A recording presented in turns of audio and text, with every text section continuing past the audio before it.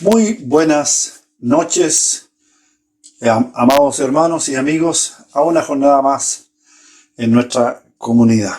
Bendito es el Señor y agradecemos a la hermana Roxana por ese tiempo de oración. Estamos viviendo Semana Santa y estos días tienen un sabor, para el pueblo cristiano tienen un sabor distinto. Y espero que hayan sido días para reflexionar, que haya podido descansar, pero también haya podido reflexionar en lo que hace muchos años atrás ocurrió aproximadamente en esta fecha. Santo Dios. Bien, en medio de una pandemia que no impide que podamos hacer reino de Dios y que podamos reunirnos y celebrar nuestra fe, adorar a nuestro bendito Dios y reflexionar en la palabra del Señor. Hoy quiero pedirle particularmente que ponga mucha atención desde el principio a la palabra del Señor, a la reflexión que he preparado para este día. Muchísima atención, no se desconcentre, y estoy dando tiempo para que puedan llegar algunos hermanos y alumnos que a esta hora de las 21:30 más o menos se conectan para escuchar la palabra del Señor. Padre Santo, si quiere grabarla también, puede hacerlo, no hay problema. Yo titulé a esta reflexión El nuevo escándalo de la cruz. Como usted lo escucha, el nuevo escándalo de la cruz. Y antes de empezar, vamos a tener unos segundos de oración. Padre bueno, por favor, que tu buen espíritu me ayude a ministrar, a transmitir todo lo que hemos preparado, Señor, los días que hemos dedicado a estudiar y a leer para compartir esta reflexión, que yo sé que es desafiante, Padre, para muchos oídos, pero usted nos ayuda a hacerlo con inteligencia, con claridad y sobre todo con la supervisión de tu buen espíritu. Que finalmente tu nombre sea glorificado y la fe de tu pueblo sea edificada también. Gracias. Oramos y te lo pedimos por Jesucristo. Amén. Aleluya. Póngame amén ahí en la plataforma y sin mayor preámbulo vamos a la palabra del Señor. Precisamente en estos días en que todo el mundo cristiano contempla la Semana Santa, donde hemos recordado la vida, la muerte y la resurrección de Jesús de Nazaret, es que nos preguntamos ¿qué sentido tiene la muerte de Jesús? Dependiendo de cómo se interprete el acontecimiento de la muerte de Jesús, así será también la imagen del Dios que se tenga. Y por consiguiente, así será la respuesta pastoral que se presente al pueblo de Dios. No cabe duda que la muerte violenta de Jesús obedece a un pacto y a un juicio sociopolítico y religioso de su tiempo. El mensaje del reino de Dios, predicado por el mismo Jesús de Nazaret, interpeló fuertemente al sistema religioso y político de turno. Este predicador galileo desenmascaró la injusticia y la opresión impuesta por los poderosos de su tiempo contra el pueblo, sobre todo con los más pobres y marginados, desestabilizando de esta manera el sistema imperante. Esto no pareció bien a las autoridades locales y éstas decidieron conspirar contra él hasta darle muerte de cruz. Esta cruel muerte, que en realidad fue un crimen y que presentan los evangelios, no es el deseo de un Dios que quiere ofrecer la vida de su Hijo como rescate de nuestros pecados, según se maneja en muchos ambientes populares y en la mayoría de los discursos pastorales. La muerte vejatoria en cruz de Jesús más bien es consecuencia de la fidelidad al Padre y de la coherencia de su vida con el anuncio del reino de Dios planteado por él mismo. Padre Santo, aleluya. Le pido que ponga atención a las declaraciones que vamos a hacer, que están dentro de un contexto. Ponga atención. Y si usted concuerda conmigo, ponga amén allí en la plataforma. Santo Dios, mire lo que estamos diciendo. Entonces, ¿cómo es que comienza esta diferencia entre los reales acontecimientos históricos ocurridos en la muerte de Jesús de Nazaret y la posterior explicación religiosa que hace Pablo sobre este escandaloso evento? Bueno, comenzamos reconociendo tres aspectos muy importantes de la labor de San Pablo, que no los presentamos aquí con la intención de defender su figura, sino de valorar y comprender esta esforzada labor en su contexto histórico cercano y en sus exigencias ministeriales locales. Ponga atención. Primero, debemos reconocer que la interpretación hecha por Pablo de los trágicos eventos que rodearon la vida y muerte de Jesús no partió de cero. Es decir, no parte de una hoja en blanco y tampoco es fruto de su imaginación religiosa solamente, sino que en la interpretación paulina se mezcla la tradición judía, es decir, toda la herencia, toda la familiaridad, toda la educación, toda la formación religiosa judía que tenía Pablo, y también sus aportes culturales personales. Santo Dios. Primera cosa. Segunda cosa. También debemos reconocer que este método exegético de Pablo fue el mejor ejercicio hermenéutico de la época. No olvidemos que San Pablo era un rabino experto en las escrituras. Recuerde usted, fue alumno de Gamaliel. Y Gamaliel era nieto de Gilel, uno de los padres de las escuelas rabínicas, la más liberal de la época. Y que gracias a este método de interpretación hecho por Pablo, se logró consolidar el mensaje del Evangelio y la figura de Jesús de Nazaret en la nueva comunidad cristiana.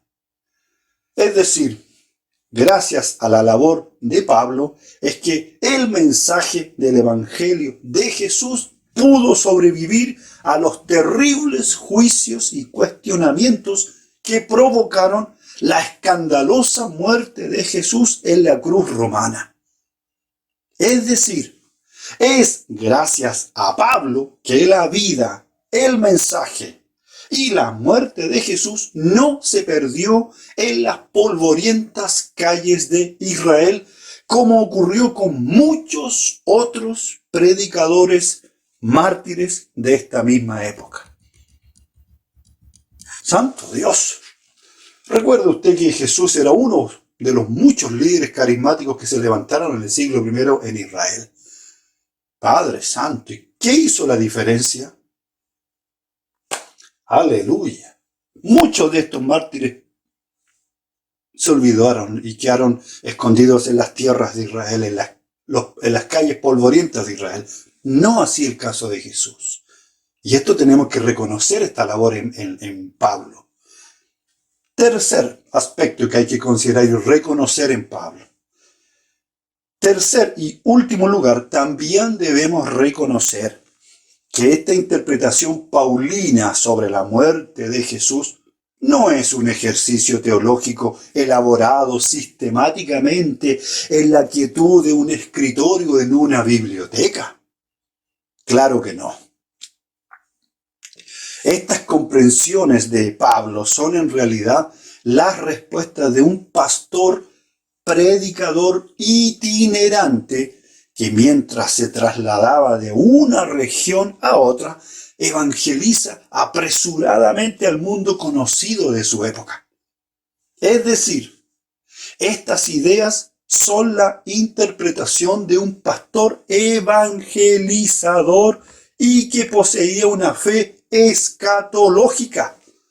Recuerde usted que Pablo imaginaba que el fin del mundo sucedería en sus días y que intenta comprender y responder a sus hermanos el escándalo de la muerte de Jesús de Nazaret.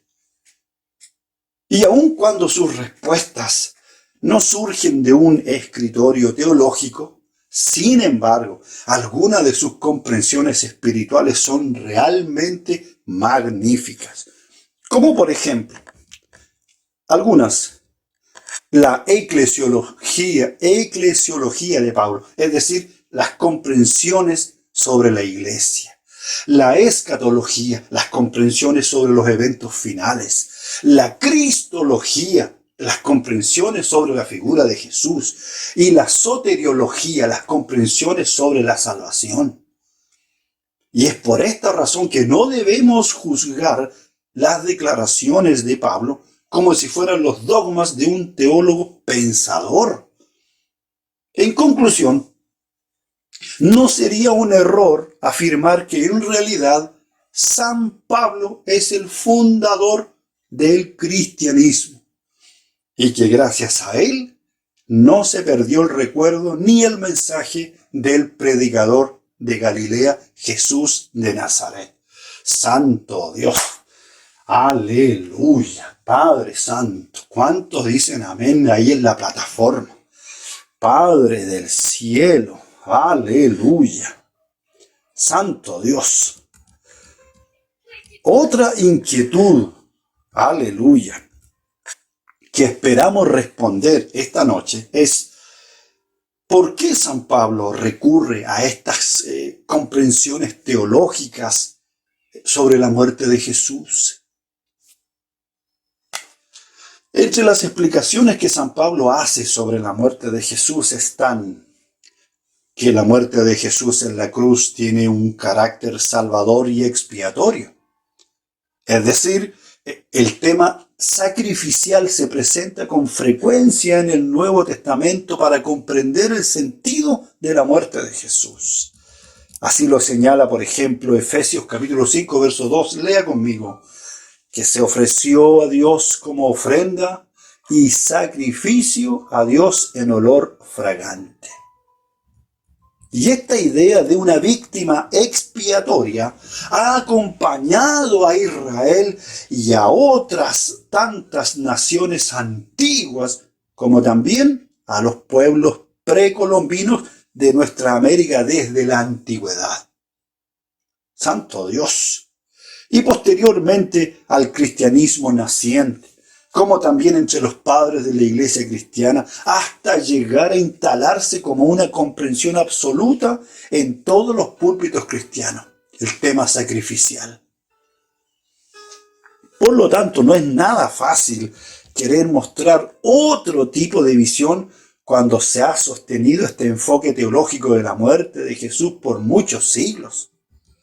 De hecho, San Pablo deja entrever que Jesús ha asumido toda la tortura y la muerte personal como una manera o como un medio de borrar los pecados de toda la humanidad, y que Dios, su Padre, ha depositado toda aquella responsabilidad en él al permitir que lo clavaran en la cruz.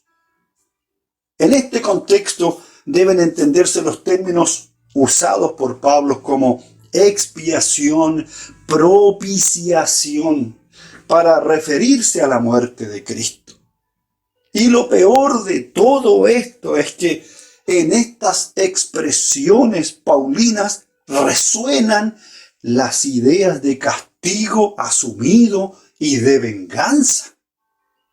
Y que la muerte de Jesús ha venido a limpiar la reputación de Dios que fue ofendida y a salvar al género humano. Así lo señala, por ejemplo, 2 Corintios capítulo 5, verso 21. Lea conmigo.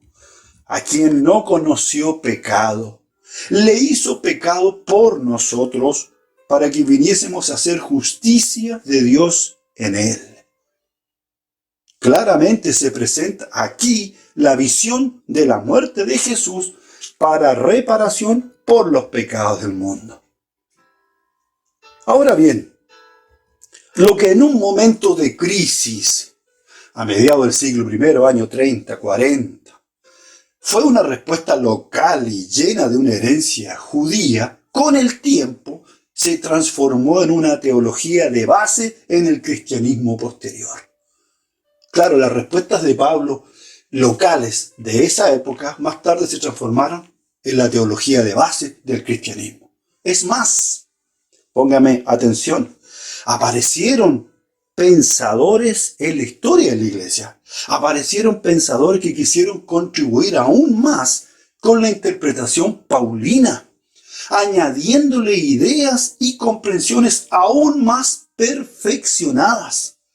Este es el caso de San Anselmo de Canterbury, 1033 al 1109. Un filósofo y teólogo italiano, quien fue el que más ha desarrollado las explicaciones de Pablo, y uno de los pensadores que más ha influido en el aspecto de una visión teológica de la muerte de Jesús.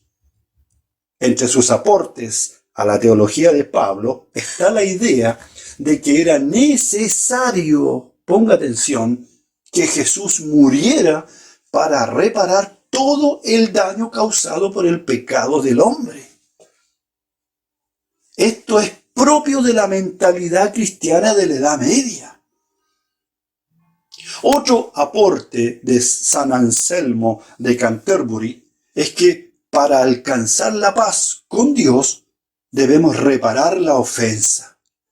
Pero es imposible porque Dios, el ser ofendido, es infinito. Y todo lo que nosotros podamos ofrecer es finito. Y somos incapaces de darle satisfacción plena. Por eso, aquello que nosotros no podíamos hacer, lo hizo y lo quiso Dios en Jesús, su Hijo, que se ha encarnado, asumiendo nuestra historia de pecado y entregándose a Dios como víctima, satisfaciendo completamente a Dios porque Él, Jesús, también es infinito. La afirmación de San Anselmo en su famoso libro ¿Por qué Dios se ha hecho hombre?, escrito en el siglo XII, pretende demostrar con cierta razón tanto la conveniencia como la necesidad de la muerte de Jesús. De modo que la encarnación de Jesús se explica en relación con el pecado y sus consecuencias. En la visión de San Anselmo, que es la que se acepta en todos los ambientes cristianos, el pecado es una ofensa a Dios. Y en vista que la ofensa se mide por la dignidad de la persona ofendida y no por el ofensor, la deuda es impagable. Continúa explicando San Anselmo. Dios es una persona infinita y por eso el pecado es una culpa, un delito de gravedad ilimitada. Y para que sea posible una especie de satisfacción que cumpla con todos los requisitos, es necesario contar con un hombre divino. Y este hombre divino es una referencia a Jesús de Nazaret, quien, según la visión teológica de Anselmo, debe morir en la cruz para rescatar a la humanidad.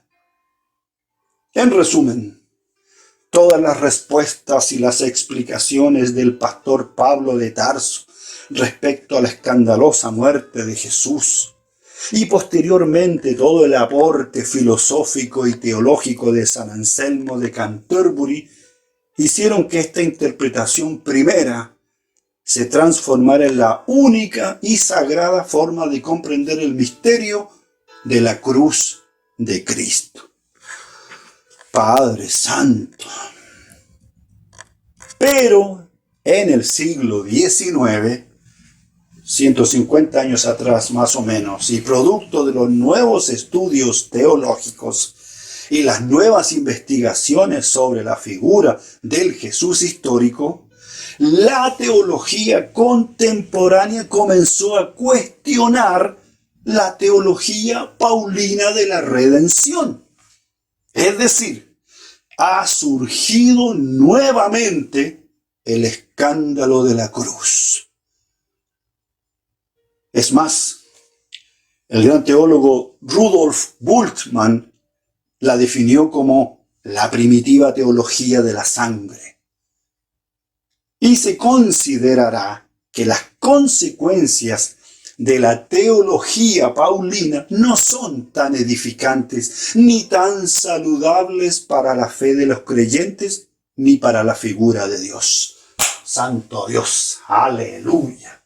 Estamos ahora pisando en un terreno, santo Dios, muy profundo.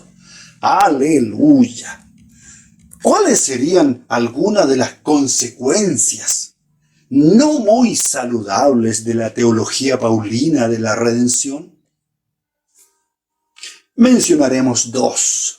Póngame atención. En primerísimo lugar, la teología de la redención deja muy mal la figura de Dios. Es más, la perjudica enormemente y hace contradecir la revelación de Dios que hallamos en los evangelios. Sería largo enumerar los distintos relatos, parábolas y enseñanzas de Jesús respecto a la figura de Dios. En primer lugar, Jesús de Nazaret nunca presentó ni predicó de un Dios que estuviera preocupado por el pecado personal de las personas. No dijo que no fuera importante, sino que no era lo urgente. Padre Santo, aleluya. No tengo tiempo para explicar cómo en la historia de la iglesia entra en el evangelio este énfasis demasiado exagerado en el pecado, que desvió completamente la predicación de Jesús histórico. Según los evangelios, los pecados personales no son tan importantes como los pecados en contra del prójimo. Aleluya. Póngame amén ahí en la plataforma. Por otra parte, los evangelios muestran claramente a un Dios que es un Padre tierno y bondadoso, que ama y espera el encuentro con todos los hombres, sobre todo con los pecadores que se han alejado de Él. Recuerde usted la parábola del hijo pródigo. Allí el personaje principal no es el hijo pródigo, es el Padre amoroso. Aleluya. Que dice la parábola que cuando el muchacho venía de camino, el padre cada día salía al camino a verle y cuando lo encuentra, corre. El padre corre al encuentro de su hijo y se cuelga sobre su cuello. No lo deja hablar, ni siquiera escucha el discurso que él trae aprendido. Lo abraza y lo besa porque su hijo ha regresado. Bendito Señor. Y finalmente Jesús presentó a un Dios que no castiga a nadie, que no se agrada del sufrimiento de ningún ser humano. Y esta es la razón de por qué Jesús hacía curaciones. Quien no soportaba la injusticia, el abandono, el abuso ni la pobreza de los hombres. Santo Dios, aleluya. Y sin embargo, la teología de la redención de Pablo nos presenta a un Dios ofendido por los pecados de la gente, airado por la ofensa humana y con una enorme sed de sangre. Esta es precisamente la imagen que los fariseos tenían de Dios. un ser demasiado santo que no se contamina con sus inmundas criaturas. Un Dios que se goza y disfruta del sufrimiento. Un Dios así hace pensar en lo peor del mundo, en un Dios ególatra que le interesa más limpiar su reputación y su honor que el sufrimiento de los inocentes. Un Dios que entrega, acepta y abandona a su propio Hijo al tormento de la cruz romana, no es un Dios amoroso, es una divinidad monstruosa, primitiva. Santo Dios, aleluya. Padre Santo, cuánto me ponen un amén allí en la plataforma. Quisiera ver su rostro y estar en el culto. Santo Dios, para ver cómo afectan estas verdades espirituales a mi pueblo querido. Santo Dios. Aleluya. Además, un Dios que ha planificado la muerte de su Hijo es inconcebible. Si se justifica la muerte de Jesús, que en realidad no fue un accidente, fue un asesinato lo que pasó con Jesús. Si se justifica la muerte de Jesús, entonces quienes lo ejecutaron serían inocentes. Y lo que es peor, también habría que justificar todas las muertes de los mártires inocentes en la historia. Y esto revelaría que Dios no es un liberador de los sufrimientos humanos, sino el mayor tirano opresor de la historia, y un Dios que promueve la violencia y el dolor. Santo Dios. Aleluya. ¿Comprende usted ahora el por qué pueden ser peligrosas las comprensiones de la teología de la redención de Pablo? Entonces es urgente volver a releer y volver a reinterpretar las declaraciones de Pablo y presentar una comprensión acorde al mensaje entregado por el Jesús histórico. Y todo esto nos regresa a la pregunta del principio. ¿Qué sentido tiene entonces la muerte de Jesús? Aleluya. En segundo lugar, debemos plantearnos de mejor manera la pregunta anterior. Mejor deberíamos preguntarnos, ¿cuáles fueron las razones históricas que llevaron a Jesús a la cruz romana? Esta pregunta es importantísima.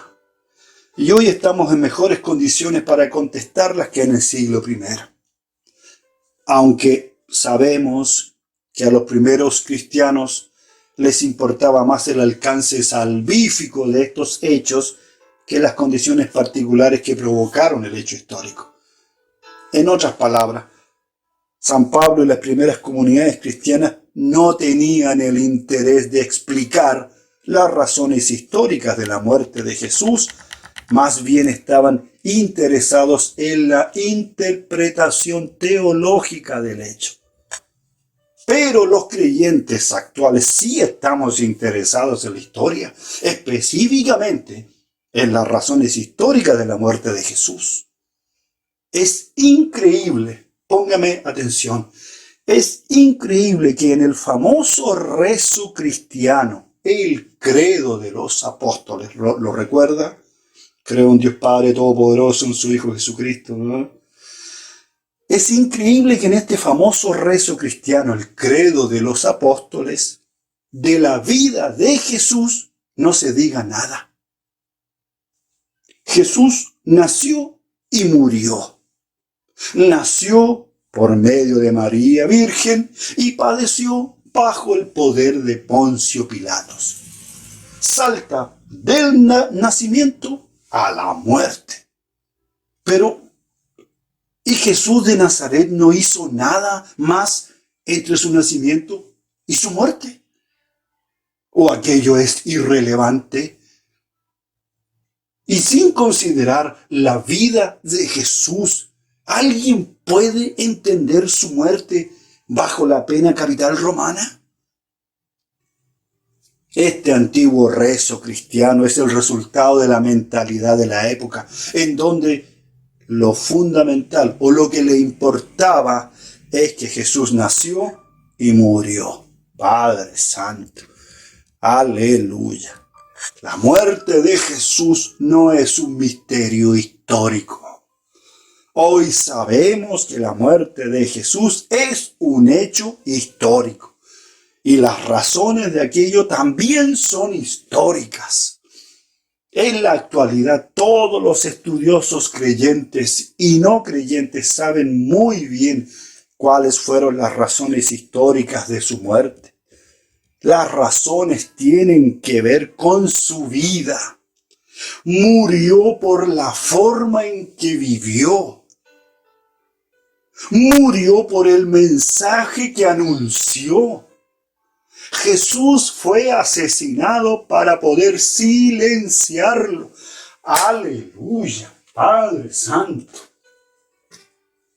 No le mataron por casualidad, ni por ignorancia, sino a sabiendas.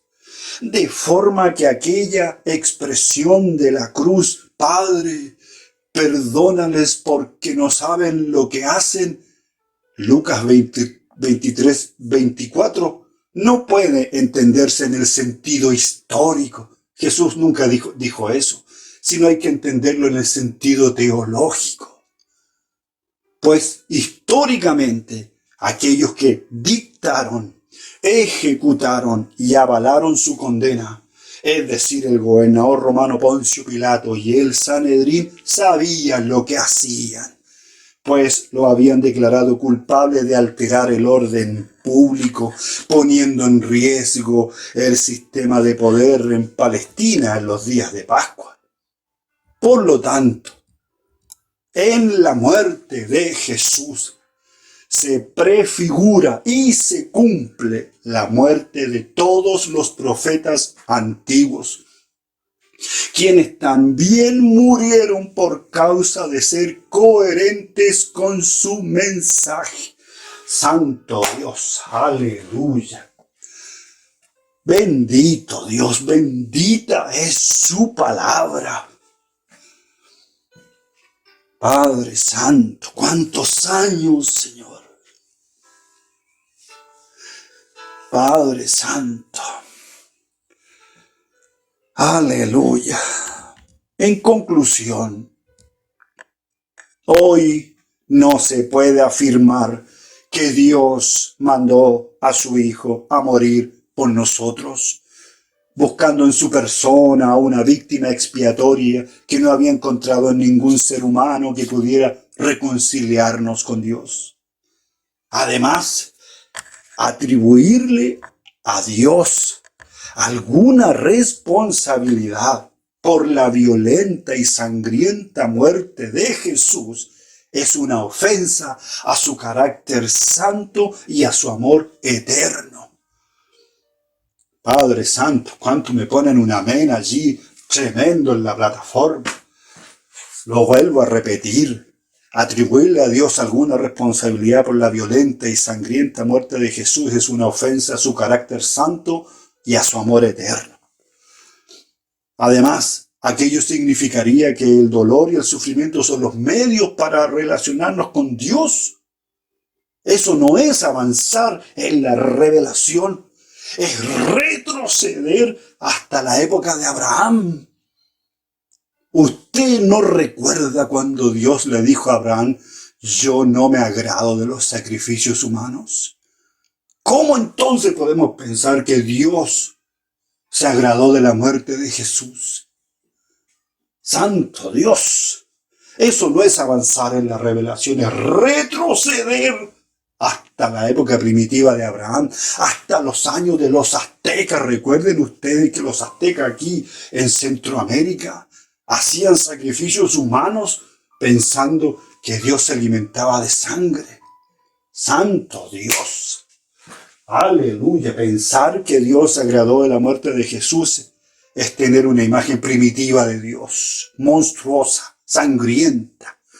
Aleluya. Dios no envió a Jesús a morir. Ni siquiera el mismo Jesús quería morir. Santo Dios, ¿lo digo o no lo digo? Padre Santo, lo digo nomás. Es más, Santo Dios, su muerte no sirvió para nada, hermanos.